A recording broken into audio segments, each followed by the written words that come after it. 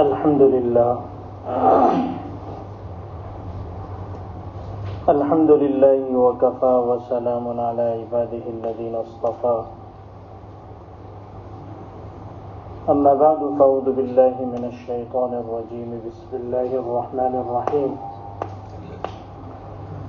لقد كان لكم في رسول الله أسوة حسنة لمن كان يرجو الله واليوم الآخر وذكر الله كثيرا صدق الله العظيم.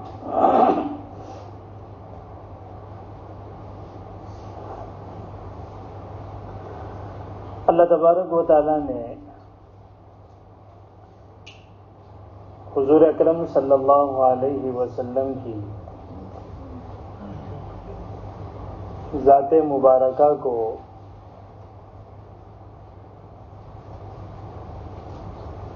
پوری انسانیت کے لیے عام طور پر اور مسلمانوں کے لیے خاص طور پر دنیا اور آخرت کی کامیابی حاصل کرنے کا معیار قرار دیا ہے. یعنی جو حضور اکرم صلی اللہ علیہ وسلم کے بتائے ہوئے طریقوں کو اپنی زندگی کے تمام شعبوں میں داخل کرے گا اور جاری کرے گا، اللہ تبارک و تعالیٰ اس کی حفاظت بھی فرمائیں گے، اس کو عزت بھی عطا فرمائیں گے، اس کو کامیابی اور ترقی سے بھی نوازیں گے اور اپنی محبت اور مودت سے بھی مالا مال کریں گے. قل ان کنتم تحبون اللہ فاتبعونی یحببکم اللہ. اے نبی آپ کہہ دیجئے کہ اگر تم اللہ تعالیٰ سے محبت کرنا چاہتے ہو تو مجھ سے محبت کرو، میرے طریقے پر چلو، اللہ تعالیٰ تم سے محبت کرنے لگیں گے.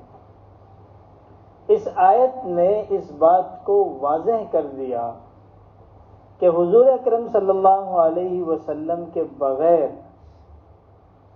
آپ کے طریقوں پر عمل کیے بغیر، آپ سے حقیقی محبت کے بغیر اللہ کی محبت حاصل ہو ہی نہیں سکتی. یہ وہ برج ہے جس کے بغیر آپ اس دریا اور سمندر کو پار کر ہی نہیں سکتے. تو حضور اکرم صلی اللہ علیہ وسلم نے کوئی زندگی کا لمحہ ایسا نہیں ہے، کوئی زندگی کا مرحلہ ایسا نہیں ہے جہاں ہمیں رہنمائی نہ کی. چنانچہ میں آپ کے سامنے صرف ایک موضوع پر، ایک روایت پر بات کر رہا ہوں کہ حضور اکرم صلی اللہ علیہ وسلم نے فرمایا تھا، کھاؤ تو بسم اللہ کہہ کر کھاؤ، داہنے ہاتھ سے کھاؤ اور اپنے سامنے سے کھاؤ. اسی کے ضمن میں باتیں ہو رہی ہیں کہ بسم اللہ کے کیا فوائد ہیں اور دائنے ہاتھ سے کھانا اس کی کیا اہمیت ہے. اسی کے ضمن میں بات آئی تھی کہ اللہ کے رسول صلی اللہ علیہ وسلم نے فرمایا تھا کہ اگر بسم اللہ شروع میں بھول جاؤ تو بیچ میں بسم اللہ اولہ آخرہ پڑھ لو، بالکل اخیر میں بھی یاد آ جائے تو پڑھ لو. ایک صحابی حضور کے سامنے بیٹھے ہوئے کھانا کھا رہے ہیں، بسم اللہ پڑھنا بھول گئے تھے، اخیر میں آخری لقمہ باقی تھا، انہوں نے پڑھ لیا، یاد آ گیا بسم اللہ اولہ آخرہ. تو حضور اکرم صلی اللہ علیہ وسلم مسکرانے لگے. پوچھا گیا تو پتہ چلا کہ شیطان اس کے ساتھ بیٹھ کر کھا رہا تھا. جب اس نے بسم اللہ اولہ آخرہ پڑھ لیا تو پورا قے کر دیا. تو جہاں پر اللہ کے رسول کی سنتیں نہیں ہوگی، شیطان ہمارے ساتھ شریک کار ہو جائے گا. اور صرف کھانے اور پینے میں نہیں، آپ اپنی بیوی کے ساتھ ہوں گے تو شیطان ہوگا، آپ اپنے کاروبار میں ہوں گے تو شیطان ہوگا، آپ کی معاشرت اور آپ کی گھریلو زندگی میں آپ کا ایک پارٹنر شیطان ہوگا، جو آپ کے ذہن میں شیطانی عمل اور شیطانی کام سوجھائے گا۔ زیادہ کھل جاؤں گا تو ہماری دشمنی ہو جائے گی۔ اس موضوع پر اگر میں زیادہ کھل جاؤں گا تو آپ لوگ یہاں بیٹھنا چھوڑ دیں گے، اس لیے تھوڑا سا اشارہ کرتا ہوں کہ پھر شیطان ہمارا ساجھی اور ساتھی بن جائے گا۔ پھر ہمارے دماغوں میں غلط کاموں کے خیالات آئیں گے، ہمارے گھر میں وہ حرکتیں ہوں گی جو شریعت سے خلاف ہوگی، اللہ اور اس کے رسول کو ناراض کرنے والی ہوگی۔ جو آج ہم اپنے گھروں میں دیکھ رہے ہیں کہ بیوی کا رخ کہیں اور ہے اور بیٹا کہیں اور جا رہا ہے، اور بیٹیوں کا اپنا الگ انداز ہے۔ بہت دکھ ہوتا ہے جب میں اپنے مسلمان بہنوں کو غیر مردوں کے ساتھ جم میں ایکسرسائز کرتے دیکھتا ہوں۔ بالکل برہنہ ہوتی ہے، سوائے اس کپڑے کے جو ان کے جسموں سے چپکا ہوتا ہے۔ جو لوگ جم جاتے ہیں وہ سب چیزوں کا نظارہ کرتے ہیں، اور بہت سارے معاملات، اچھے اچھے گھرانے کے بچیاں اور بہت سارے لوگ اس گناہ کے شکار ہیں، کیونکہ شیطان ہمارا پارٹنر ہے ہمارے گھر میں، اور اس کی وجہ ہے اللہ کے رسول صلی اللہ علیہ وسلم کی سنتوں کا، آپ کے طریقوں کا ہمارے گھروں سے نکل جانا۔ آج مغربی کلچر ہماری زندگی کو حصہ بن چکا ہے۔ یہ بڑی خطرناک چیز ہے، یہ ہمارے ماحول کو تباہ کر رہے گی۔ اللہ کے رسول صلی اللہ علیہ وسلم کے بارے میں حدیث پاک میں آتا ہے، ما عاب رسول اللہ صلی اللہ علیہ وسلم طعاما قط ان اشتهى اكله وان لم يشتهي تركه، کہ اللہ کے رسول صلی اللہ علیہ وسلم نے کبھی کسی کھانے پر عیب نہیں لگایا، کسی کو برا نہیں کہا، اگر خواہش ہوئی تو کھا لیا ورنہ چھوڑ دیا۔ کوئی ضروری نہیں ہے کہ ہر چیز ہر آدمی کھا لے۔ چنانچہ حدیث پاک میں آتا ہے کہ ایک مرتبہ اللہ کے رسول صلی اللہ علیہ وسلم کے سامنے بب، عربی میں کہتے ہیں اس کو، اردو میں کہتے ہیں، مراٹھی میں اس کو گورپٹ کہتے ہیں، ایک اس قسم کا بڑا سا جانور آتا ہے۔ پہلے زمانے میں قلعوں کو فتح کرنے کے لیے اسی کو پھینکا جاتا تو پکڑ لیتا تھا، تو پھر وہ چھوٹتا نہیں تھا، لوگ اسی سے چڑھ جایا کرتے تھے۔ تو اس زمانے میں عربوں میں یہ کھانے کا رواج تھا۔ تو اللہ کے رسول کسی جگہ تشریف فرما تھے تو آپ کے سامنے بھی پک کر وہ آیا، تو اللہ کے رسول نے اس کو کھایا نہیں، لیکن کسی کو منع بھی نہیں کیا، مجھے نہیں کھانا، مجھے یہ چیز پسند نہیں ہے، میں اس چیز کو اچھا نہیں سمجھتا۔ پھر اس پہ علماء کے جو ہے وہ فقہی مسائل میں اختلاف ہوا کہ بھئی یہ جائز ہے کہ نہیں جائز ہے۔ امام ابو حنیفہ رحمۃ اللہ علیہ فرماتے ہیں جائز نہیں ہے، اس کی انہوں نے وجہ بیان کی، اور امام شافعی رحمۃ اللہ علیہ کے نزدیک اس کی گنجائش ہے، اور بھی دوسرا ائمہ کا معاملہ ہوگا۔ تو آپ نے کبھی کسی چیز پر عیب نہیں لگایا، اس کو برا نہیں کہا، پسند ہے تو کھا لیا ورنہ چھوڑ دیا، اس لیے کہ ہر چیز اللہ تبارک و تعالیٰ نے، جو چیز حرام ہے وہ تو الگ ہی ہے، ان کا یہاں مسئلہ نہیں ہے، حلال چیزوں کی بات ہو رہی ہے کہ اللہ تعالیٰ نے ہر چیز کو کسی نہ کسی حکمت اور مصلحت ہی کے طرح تحت پیدا کیا ہے، اس لیے ہمارے لیے اس کی گنجائش نہیں کہ ہم اس کی برائی کریں۔ کہ یہ تو بڑا بدمزہ ہوتا ہے اور میرے کو یہ چیز بالکل پسند نہیں ہے، میں اس کو جو ہے وہ خراب سمجھتا ہوں وغیرہ وغیرہ، اس طرح سے باتیں کرنے کی اجازت نہیں۔ حدیث پاک میں آتا ہے کہ آپ نے کبھی ایسا نہیں کیا۔ کیوں؟ اس لیے کہ اس میں اللہ تبارک و تعالیٰ کی نعمتوں کی ناقدری ہے، اور نعمتوں کی ناقدری سے انسان نعمتوں سے محروم ہو جاتا ہے۔ اور ہر چیز کے پیچھے اللہ کے یہاں پر کوئی نہ کوئی حکمت اور مصلحت ہے۔ بغیر حکمت و مصلحت کے اس پوری کائنات میں، دنیا میں نہیں، پوری یونیورسل کے اندر کوئی چیز نہیں ہے۔ یہ کیوں چیز ممکن ہی نہیں ہے کہ اللہ کا کوئی عمل بغیر حکمت کے ہو، اللہ تبارک و تعالیٰ کا کوئی کام اور کوئی چیز بغیر مصلحت کو، یہ ممکن ہی نہیں۔ امام رازی رحمۃ اللہ علیہ کا نام آپ نے سنا ہوگا، ان کی تفسیر کبیر، قرآن کریم کی تفسیر ہے، بڑی طویل تفسیر انہوں نے لکھی ہے۔ صرف سورہ فاتحہ کی انہوں نے تفسیر 200 صفحے میں کی ہے۔ اس میں انہوں نے الحمدللہ رب العالمین کی تفسیر میں ایک واقعہ نقل کیا ہے، جس سے ہمیں اندازہ ہوتا ہے کہ کوئی چیز بغیر مصلحت کے نہیں ہے، ہر چیز کے پیچھے کوئی نہ کوئی اللہ کی حکمت ہے، اس کا کچھ نہ کچھ فائدہ ہے۔ ایک بزرگ تھے، انہوں نے تفسیر میں یہ واقعہ لکھا ہے۔ بغداد کے رہنے والے تھے، دجلہ کے کنارے، دجلہ اور فرات یہ دو بغداد کی مشہور دریائیں ہیں، مشہور۔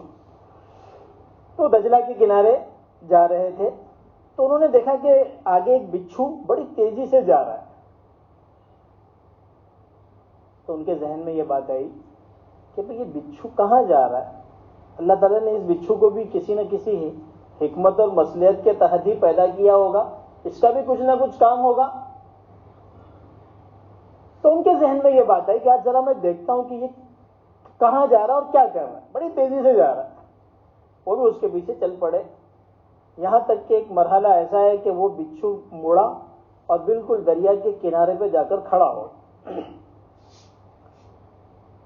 اتنے میں دیکھا کہ دریا میں سے ایک کچھوا نکلا اور وہ کنارے پر آئے، بچھو اڑ کے اس کچھوے کے اوپر بیٹھ گیا، اور بڑی تیزی سے وہ کچھوا بھی اس دریا کو پار کرنے لگا۔ انہوں نے بھی کشتی کرائے پر لی اور بولے اس کے پیچھے چلو، یہاں تک کہ وہ دوسرے کنارے پر پہنچا، یہ کنارے لگ گیا، بچھو چھلانگ لگا کر اس طرف چلنے لگا۔ یہ بزرگ بھی وہاں پہنچے، پیچھے پیچھے جا رہے تھے، دیکھا کہ ایک درخت کے نیچے ایک انسان سویا ہوا ہے۔ ان کے دل میں خیال آیا کہ شاید یہ اس کو ڈنک مارنے کے لیے یہاں آیا ہے۔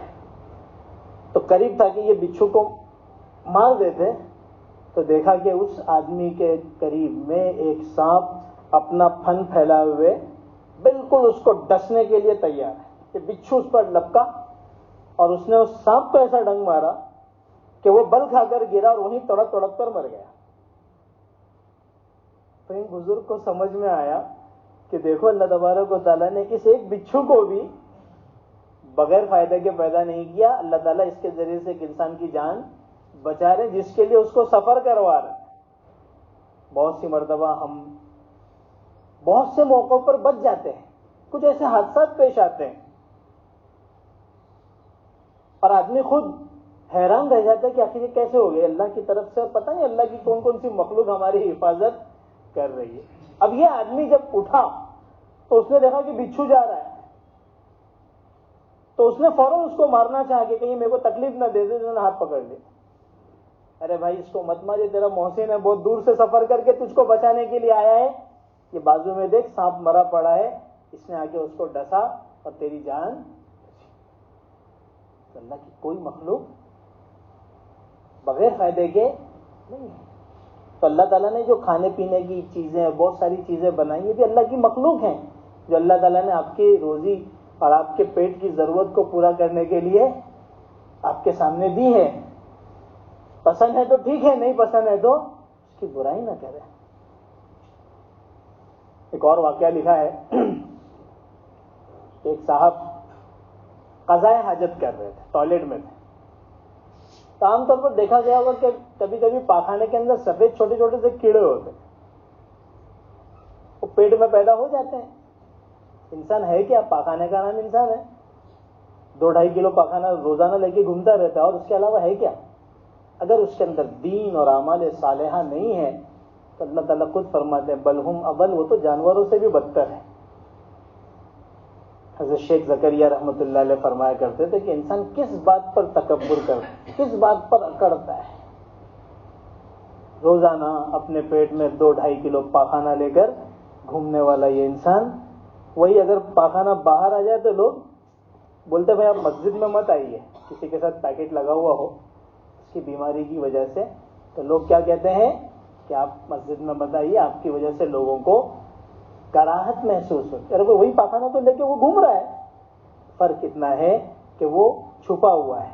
اس چیز کو ہمیشہ ہمیں اپنے پیش نظر رکھنا چاہیے، تو اللہ تبارک و تعالیٰ کی معرفت حاصل ہوتی ہے. بہرحال تو ان کے ذہن میں آیا کہ یہ کیڑے کس کام کے؟ یار کچھ سمجھ میں، یہ بات تو سمجھ میں آتی کہ ہر چیز اللہ نے کسی نہ کسی حکمت سے پیدا کیا ہے، لیکن یہ کیڑے کس کام کے سمجھ میں نہیں آتا. بہرحال ان کے خیال ذہن میں ایک آیا اور وہ چلا گیا. کچھ دنوں کے بعد ان کی جو ہے وہ طبیعت تھوڑی آنکھوں میں تکلیف آئی اور طبیعت ناساز ہوئی.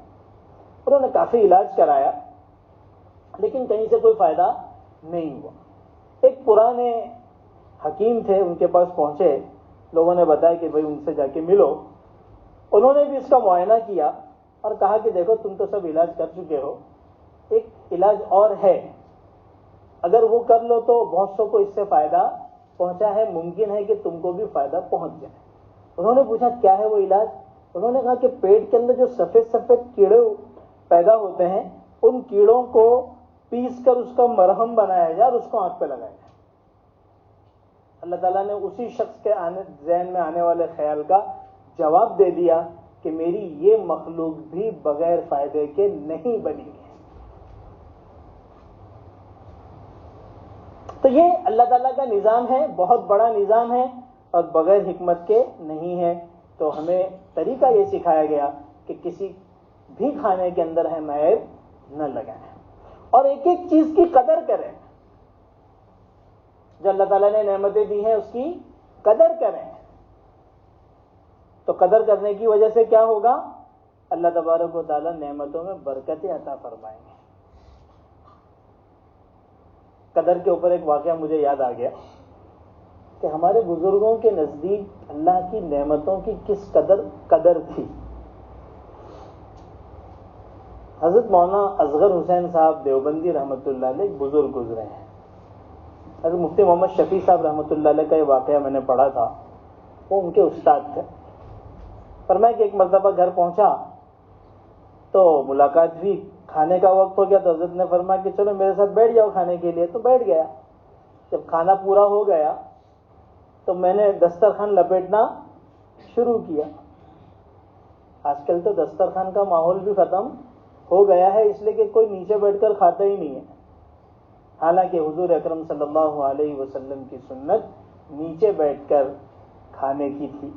اب دسترخوان بچھایا کرتے تھے اور دسترخوان اٹھاتے وقت دعا فرمایا کرتے تھے الحمدللہ کثیرا طیبا مبارکا فیہ غیر مخفی ولا مودع ولا مستغن عنہ.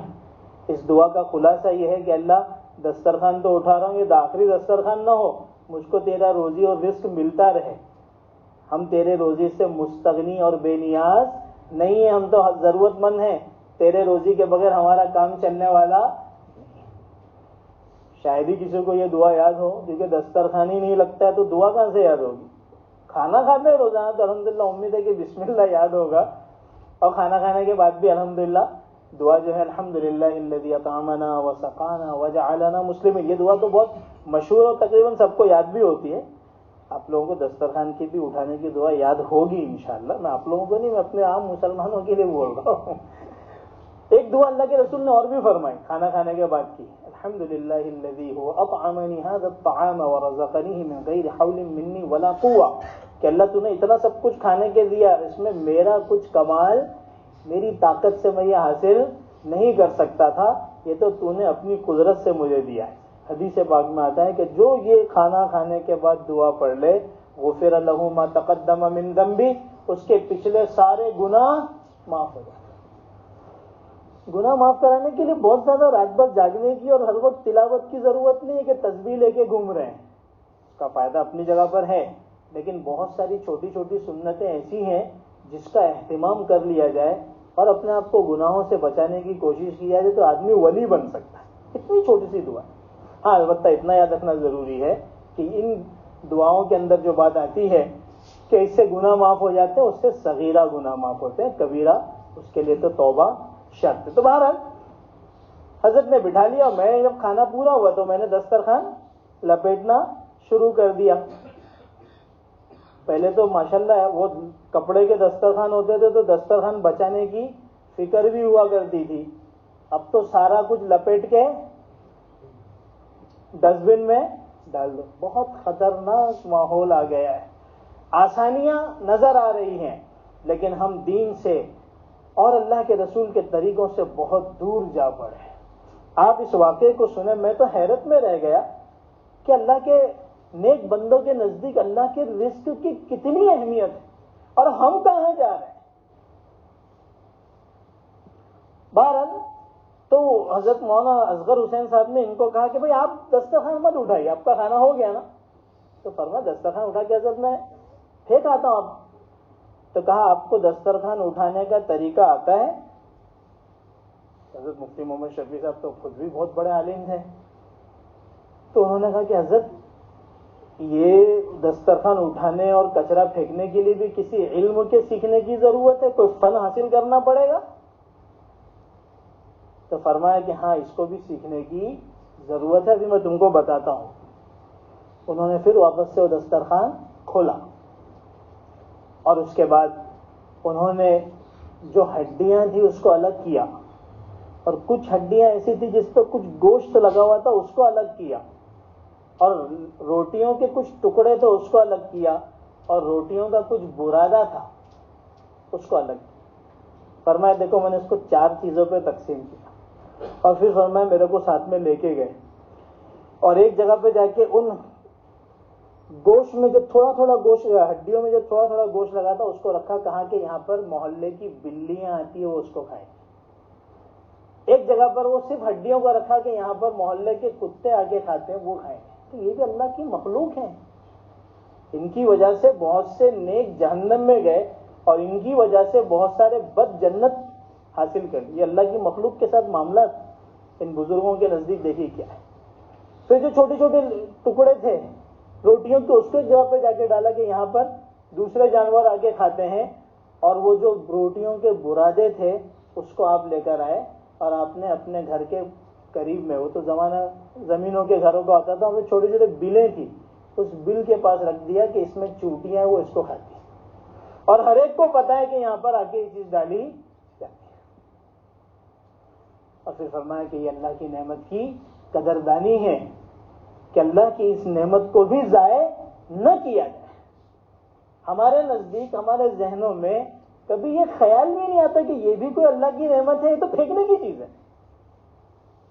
حالانکہ حدیث پاک میں آتا ہے کہ ہڈیاں جو ہیں یہ جنوں کی غذا ہے. جن جو ہوتے ہیں وہ ہڈیوں کو کھاتے ہیں. اسی وجہ سے اللہ کے رسول نے فرمایا کہ اس کو ایسی جگہ نہ پھینکا جائے جس میں وہ ملوث ہو جائے، گندا ہو جائے. تو ظاہر سی بات ہے گندی چیز پہ وہ جن بھی نہیں کھائے گا. تو یہاں پر ہم کو قدردانی ہی سکھائی گئی کہ ہم اس طرح سے نعمتوں کی قدر کریں. ہم اتنا تو شاید نہیں کر پائیں گے، اتنا وقت تو ہمارے پاس، ہمارے قیمتی وقت میں ہے ہی نہیں اور نہ ہمارے پاس اتنا جذبہ ہے کہ ہم اتنا کریں. لیکن کم از کم اپنی غذاؤں کو ضائع کرنے سے تو بچیں. اس سے پہلے میں نے بتایا تھا کہ جس طرح سے ہم غذاؤں کو ضائع کر رہے ہیں، گوشت کو اور دوسری چیزوں کو، یہ اللہ کی پکڑ کا ذریعہ بنے گا. آج ہم جو اپنی روزیوں میں برکت نہ ہونے کی شکایت کرتے ہیں اس کی وجہ اللہ کی اس روزی کے ساتھ ناقدری والا معاملہ ہے. تو یہ اللہ کے جو نیک بندے تھے ان کو اللہ تبارک و تعالیٰ کی اتنی معرفت تھی کہ وہ اللہ کی جانور والی جو مخلوق ہے اس کا بھی خیال کرتے تھے کہ اس طرح سے ہم ان کو ان کی غذا پہنچا سکتے ہیں.